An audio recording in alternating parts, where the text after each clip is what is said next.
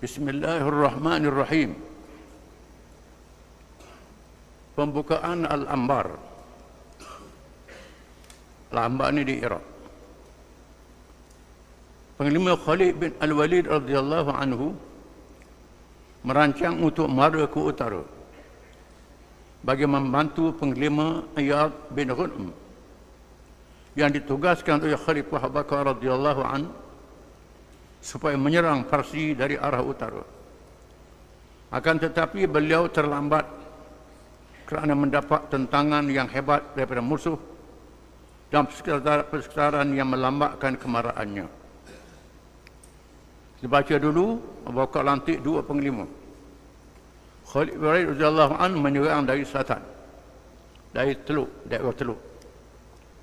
Adapun Iyad bin Ghunem dari utara, ikut padang pasir. Bahkan kita barang siapa yang sapa dulu ke Hira, aku lantik jadi ketua tertinggi. Tanding ni, tanding. Apa kata? Siapa sapa dulu ke Hira, aku lantik dia jadi panglima tertinggi. Jadi Khalid Walid sapa dulu. Ia tak sapa lagi. Kan perjalanan dia susah. Khalid radhiyallahu anhu menugaskan Al-Qa'qa' bin Amr At-Tamimi bagi mengambil alih tugasnya untuk menghadapi daerah Al-Hira yang telah dibebaskan. Apabila Khalid tiba di Al-Anbar, daerah yang masih berlakunya pertempuran, didapati musuh terus bertahan di dalam kota dan kubu pertahanan yang sukar ditawan. Khalid tinggal Hira, ditugaskan Al-Qa'qa' radhiyallahu anhu jadi gubernur pemerintah di situ. Kerana dia nak pergi tolong Iyad bin Ghunem yang sedang masih berperang. Didapati pertempuran masih berlaku dan musuh bertahan dalam kota. Macam mana nak buat? Kota nak masuk tak boleh. Panah tak ada apa. Hentar dengan menjanik. Menjanik ni ialah bidah guna batu besar. Tak ada apa. Maka diarahkan agar serangan panah yang bertubi-tubi dilakukan ke arah mata-mata musuh yang mengintip dan bertahan di atas kota. Setelah itu satu strategi yang tidak dipikirkan oleh orang lain dilaksanakan, iaitu menguasai kubu-kubu parit yang terdekat dengan kota. Khalid ini seorang ahli strategi, orang yang pintar. Dia suruh pasukan pemanah panah ke arah mata musuh yang sedang mengintai. Panah. Bila panah, dia memanglah puak-puak ni pandai panah. Panah dia tepat. Menyebabkan tak ita lagi. Dalam masa ita tu, Khalid mengarahkan supaya menawan kubu-kubu yang dekat dengan kota. Seterusnya Khalid mengarahkan supaya unta-unta yang sakit dan lemah disembelih serta ditimbunkan setinggi-tingginya bagi dijadikan tangga untuk mendaki kota musuh. Cara ini membolehkan tentera Islam masuk dan berjaya menawan kota musuh. Sesuai pilih unta-unta aku, unta-unta dah agak sembelih. Sembelih timbun, buat tangga.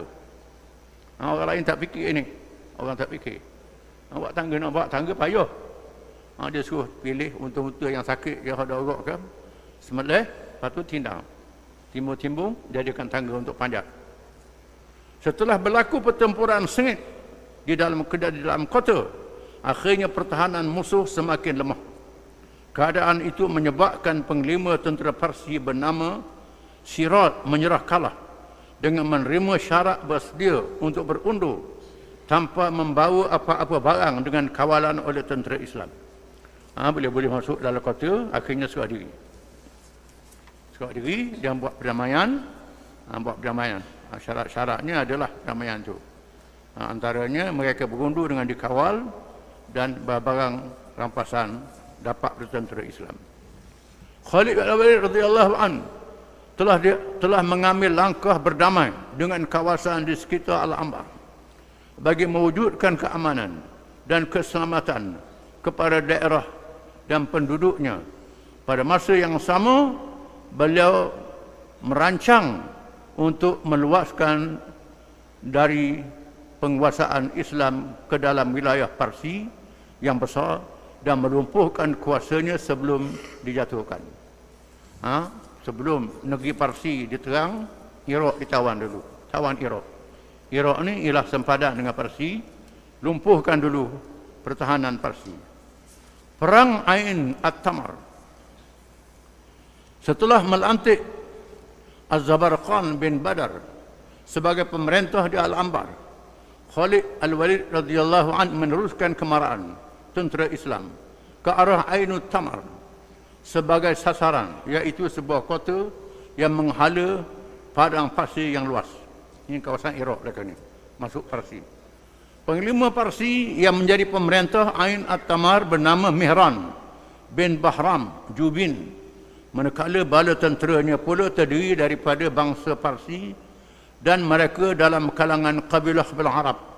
Pemimpinnya bernama Al-Aqrah bin Abi Aqrah. Ini orang Arab duduk bawah Parsi. Jadi tentera Parsi. Dia tentera Parsi. Dengan megah Al-Aqrah meminta pemerintah Parsi menyerahkan kepadanya sahaja bagi menentang tentera Islam. Katanya, innal Arab a'lamu bi qitalil Arab pada'na wa khalidan. Sesungguhnya orang Arab pihak Aqrah lebih mengetahui cara untuk berang dengan bangsanya sendiri. Pihak Khalid biarkan kami berdepan dengan Khalid dan pasukan tenteranya. Dia kata Arab yang lawan Arab lah, suruh ke Arab lawan. Sedap dia cakap besar. Biar Arab sama Arab. Orang Parsi tak payah. Mihran menjawab, ini ihtajtum ilaina a'annakum. Jika kalian memerlukan bantuan kami, maka kami bersedia untuk membantu kalian. Pergi sekarang. Dah mau sanggup ke sekarang. Kalau perlu bantuan, beritahu, kata dia. Para anggota tentera Parsi tidak senang dengan tindakan ketua mereka. Namun Mihran berkata, fattaqaituhu bihim fa in kanat lakum ala Khalid fahiya lakum wa in kanat al-ukhra lam tablughu minhum hatta yahinu fa nuqatiluhum wa nahnu aqwiya.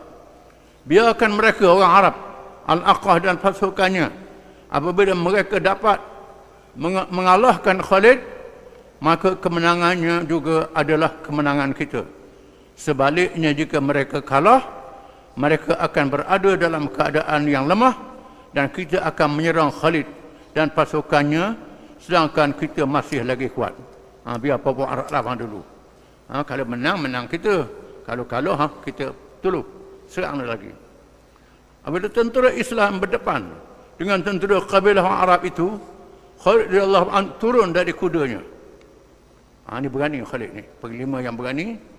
Bila berdepan dengan tentera Arab, Khalid turun daripada kuda dia dan meminta pada tentera Islam mengawalnya, suruh tentera kawal dia. Suruh kawal dia, ada nak buat sesuatu. Misi Khalid adalah untuk mendekati Al-Aqrah yang sedang memeriksa barisan tenteranya.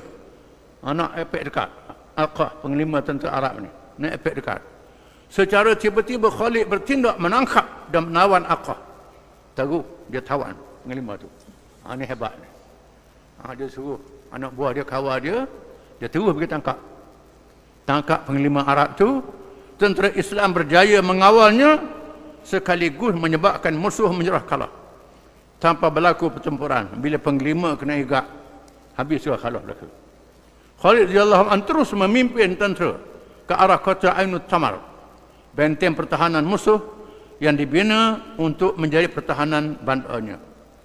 Berita kekalahan tentera kabilah Arab dan ketua tenteranya yang ditawan sampai kepada pengetahuan panglima tentera Parsi Mihran. Dia terus melarikan diri, meninggalkan kota tersebut. Dengar panglima Arab kena tahu, hak Parsi lari. Adapun kabilah Arab yang kalah sempat melarikan diri dan mereka terus masuk ke dalam kota demi menentang tentera Islam. Berkumpul dalam kota. Khalid radhiyallahu anhu mengarahkan bala tentera Islam mengepung kota tersebut dengan cengkaman serangan dan kepungan yang ketat. Akhirnya musuh meminta diadakan perdamaian dengan kesediaan mereka untuk menerima keputusan daripada panglima Khalid radhiyallahu anhu. Keputusan yang diambil adalah dengan memancung leher ketua mereka Aqah. Keputusannya serah diri, panglima dia pancung, hukum pancung. Dan tawanan bersamanya yang terdiri daripada kalangan anggota tentera paling penting perang Aqah dipancung. Baki tentera yang lain menjadi tawanan perang mengikut hukum Islam. Harta milik mereka menjadi ghanimah yang dibahagikan mengikut hukum syarak.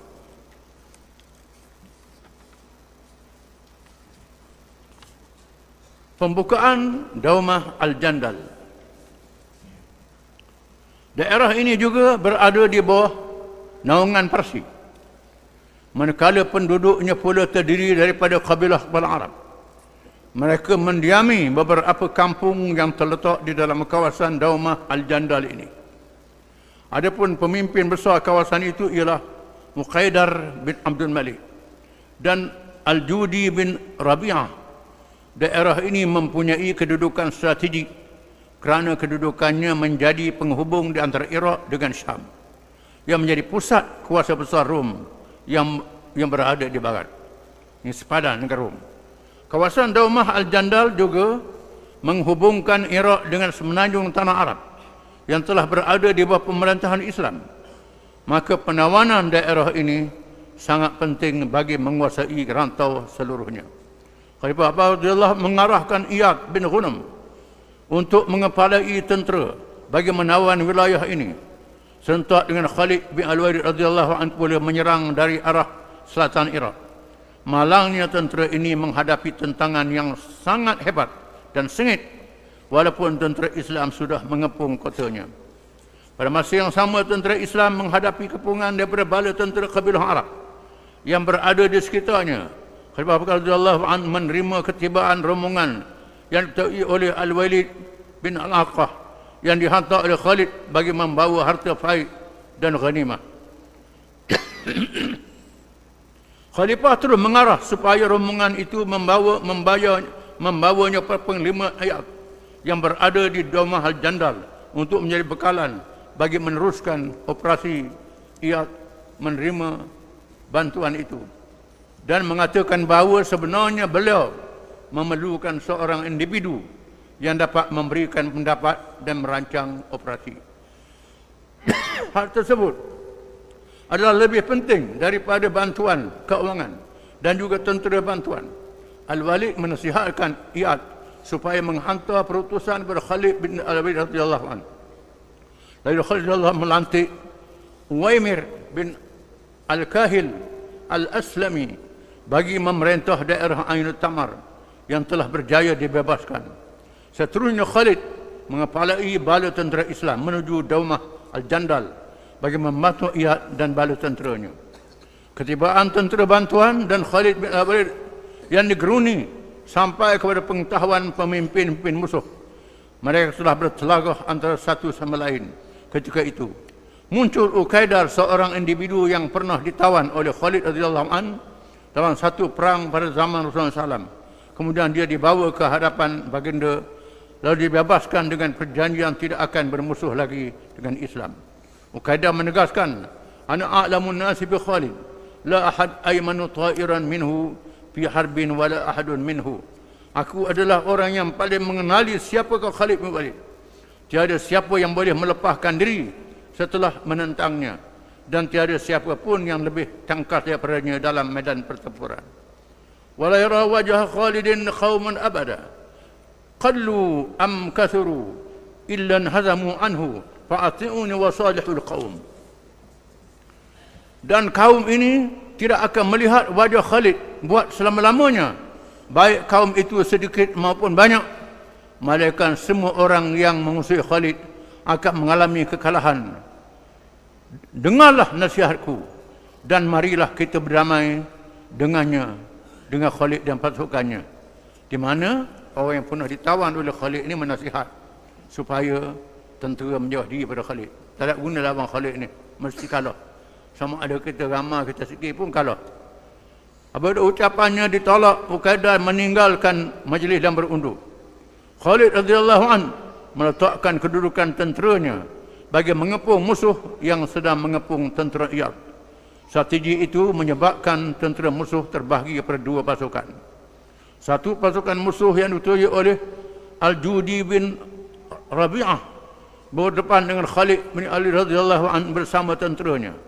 Yang kedua, menekan pasukan musuh yang dikepalai oleh Ibnu Hadrajan dan Ibnu Al-Ayyam menentang Iyad bin Ghanam dan tenteranya.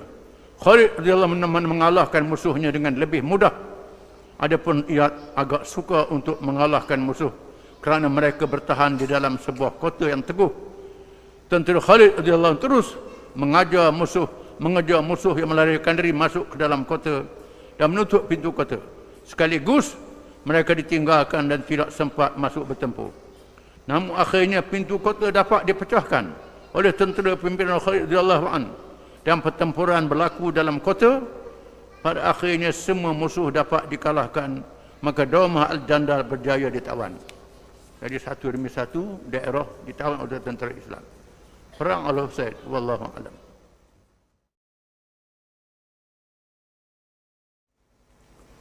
Bismillahirrahmanirrahim. Perang Al-Husayn. Husayn ini daerah di Iraq. Kumpulan kabilah Arab sangat marah dengan kematian Aqqah, seorang pemimpin yang dianggap berpengaruh. Maka mereka merancang untuk melakukan serangan balas dendam dengan meminta bantuan daripada kerajaan Parsi. Kita baca minggu lepas, seorang panglima kabilah Arab nama dia Aqqah dibunuh, menyebabkan kabilah Arab yang kafir ini sangat marah, nak balas dendam. Nak berperang semula, minta bantuan kerajaan Parsi. Kemudian dua orang panglima Parsi bernama Zamahar dan Ruzabeh, itu bahasa Parsi, bersama tenteranya dihantar untuk membantu pada kabilah Arab. Mereka menuju ke arah Al-Anbar dan berjanji untuk berkumpul di Husaid dan Al-Khanafis, ini nama tempat di Iraq. Berkumpul di situ untuk berperang. Maklumat tentang kedatangan mereka sampai kepada pengetahuan Az-Zabarqan bin Badr yang berada di Al-Anbar, dan beliau terus meminta bantuan daripada Al-Kha'qa radhiyallahu an mengganti Khalid radhiyallahu an di Hira. Di mana Kha'qa ni Khalid ganti dia jadi pemerintah di Hira. Kena Khalid pergi ke lain. Lalu Az-Zabarqan minta bantuan dengan Al-Kha'qa, pemerintah Hira, untuk melawan tentera Arab. Al-Kha'qa terus menghantar bantuan daripada Al-Ba'd dan Al-Farqa As-Sa'di. Abad bin Farqa As-Sa'di yang membawa bala tenteranya, lalu mengarahkan mereka menuju ke Husayn. Adapun tentera di bawah pimpinan Urwah bin Al-Ja'sh Al-Bariqi pula diarahkan untuk menuju ke Khanafis, dua tempat. Iaitu satu tempat di Husayn, satu tempat Al-Khanafis, tempat tentera musuh berhimpun. Apabila mendapat maklumat akan kedatangan musuh dan penglibatan kabilah Arab yang besar jumlahnya, panglima Khalid radhiyallahu an terus mengarahkan Al-Kha'qa untuk memimpin tentera di Al-Husayn dan mengarahkan Iyad bin Ghanam bagi menggantikan posisinya di Al-Hira. Khalid tukar panglima. Panglima yang lebih kanan lagi untuk memimpin bala tentera melawan tentera Parsi di dua bandar Iraq ini. Khalid mengarahkan Kha'qa sendiri pemimpin tentera, dan Husayn pimpin tentera. Ia ganti tempat di Hira. Panglima tentera Parsi juga mendapat maklumat pergerakan tentera Islam yang dikepalai oleh Al-Kha'qa. Lalu panglima Ruzabeh meminta bantuan daripada Zarmahar. Maka kedua-duanya bergabung dengan Parsi, menjadikan tenteranya bertambah besar.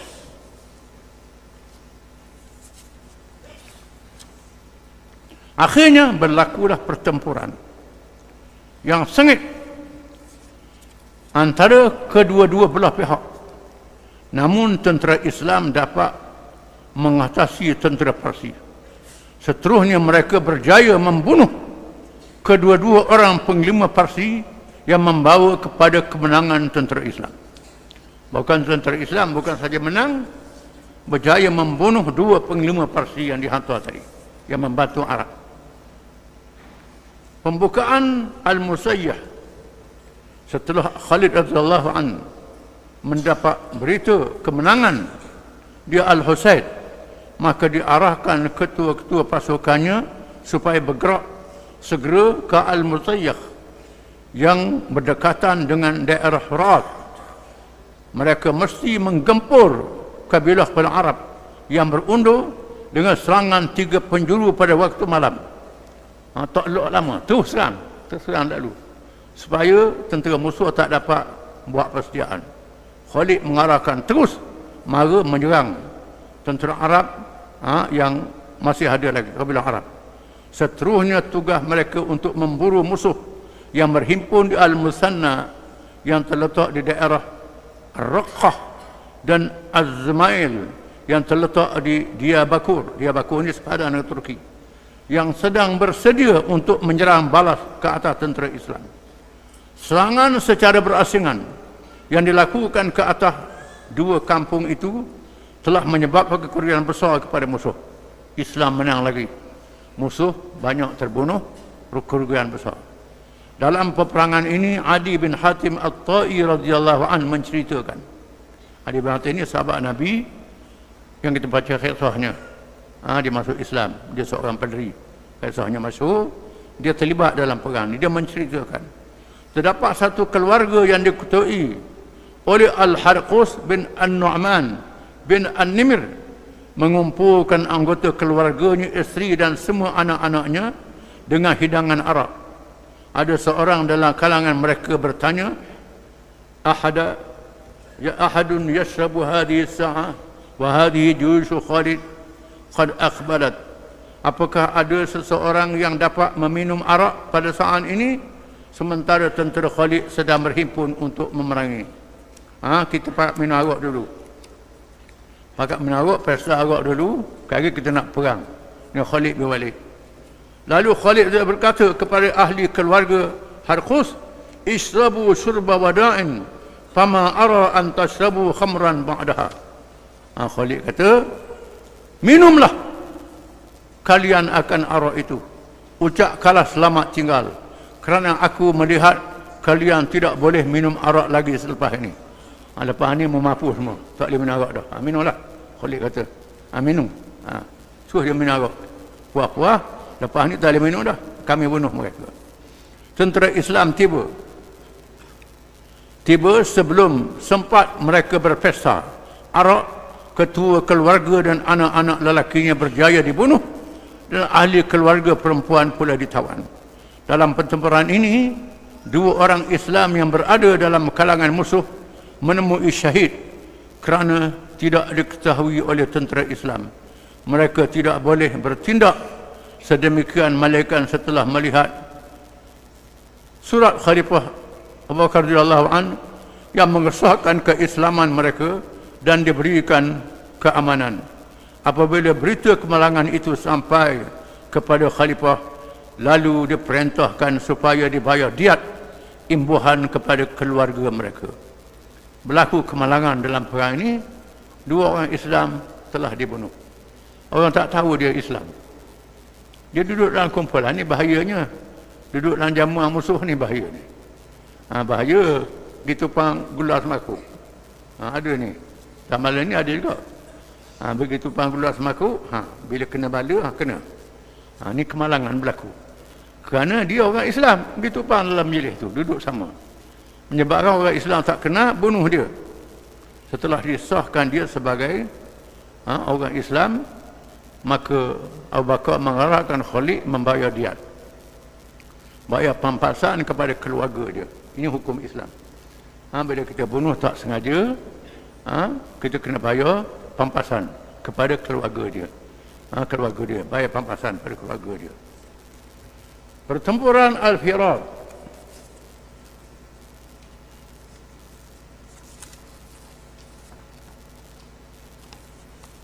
Wallahu a'lam.